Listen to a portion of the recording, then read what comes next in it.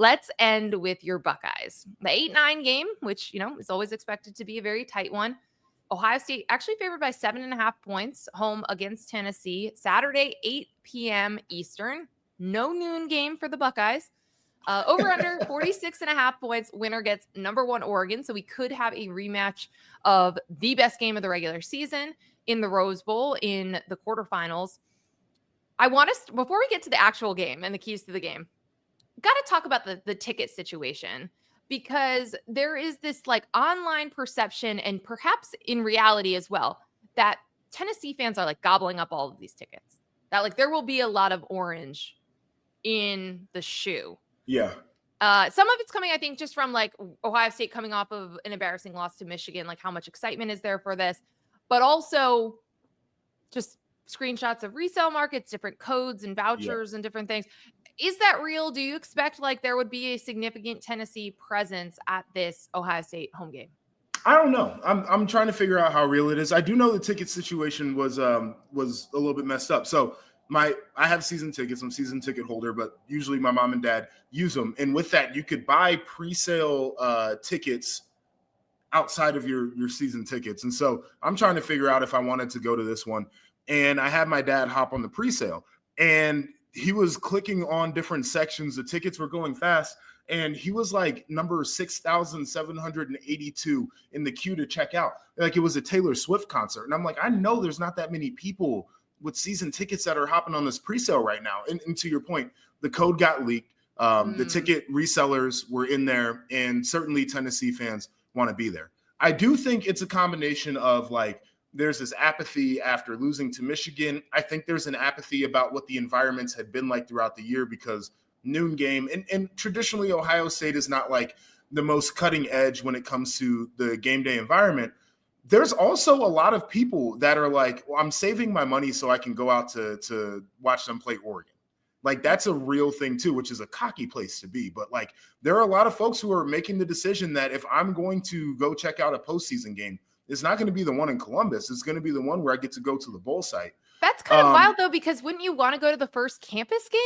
Like that's the new piece. You get to like bowls existed.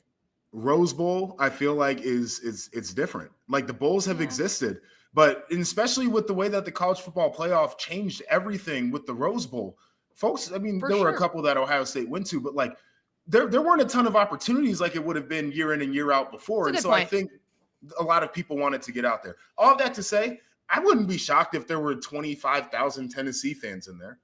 I wouldn't. I also wouldn't be shocked if it didn't matter, because this would be the most raucous environment that Ohio Stadium would have seen this year. Yes, completely true. So let's talk about the actual game.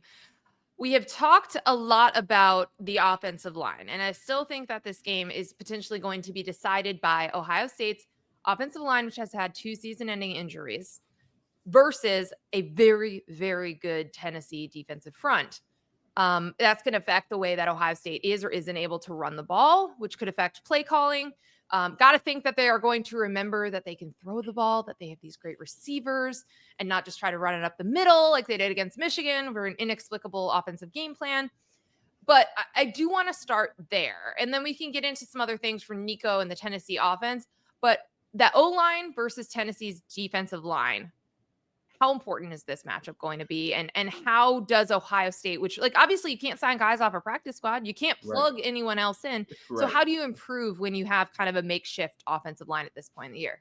Well, the good thing for them is they've had a little bit of time. And so that means practice, it means reps, is trying out different combinations from what's being reported out there. Justin Fry has tried out, the offensive line coach at Ohio State, has tried out some different combinations. Maybe we'll see some faces in there that we hadn't really seen a ton of throughout the year. Here's the thing for me is I think it's going to be huge. I think it's going to be important. When you look at Tennessee, they're a team that can get a lot of TFLs. They haven't had ridiculous sack numbers. It's a very talented defensive front. They also haven't gone against offenses that are great generally. Like when you compare what they've gone against to what Ohio State can bring firepower-wise, it's going to be a step up. And I think quick note there. I mean, for that point, no SEC players in the top 10 of the Heisman Trophy voting for the first time in like forever. Like the offensive talent in the SEC was not what we're used to seeing. And Tennessee has the best offensive player in the SEC. their running back is really good. So to that point, like, I think this is an opportunity where if you're Ohio State, you come out with a creative run game plan and you hit them with it early, because these guys are going to be feeling out. There's going to be a feeling out process. Ultimately, if Ohio State can't run the football with any type of consistency, I do think it's going to be difficult to drop back and throw it, because you're going to have safeties maybe playing a little bit more patient. You're going to have a pass rush that's a little bit more aggressive. This feels like a better version of Michigan, to your point about the way that they're built on defense, which is a really good unit for Tennessee, and their offense, which we haven't really talked about yet. They run the hell out of the ball, right? And so Ohio State, it's like you could have flashbacks, you could have nightmares, or you could get right against this Tennessee team. So what's your pick?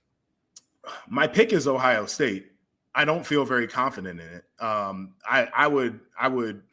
taking Tennessee with the points there. I think Ohio State's going to pull off the win. It's a home environment. It's a get right game. They know it's do or die. And I think they want another shot at Oregon. It plays into it. And they're a better football team in reality. I agree. I also think so. I think that they have the talent that they should be able to win this game. They should be able to go on a deep run in the playoff. Here is a stat that I will leave you with. Tennessee's losses came when Nico Iamaleava threw for fewer than 169 yards. Only 3 teams threw for more than that against Ohio State's defense. This is a good defense. So we will see what happens here. And we've seen a quarterback that has made some useful mistakes in the past in key moments for Tennessee, how he handles being in the shoe as well. I'm going to take Ohio State with the points. I actually think I know all the reasons and where there's advantages for Tennessee. But I have said this before and I've been burned by it before. Ohio State has to win this game. And I think that they have to do it emphatically to prove something to themselves about what they're capable of. So I am picking them to cover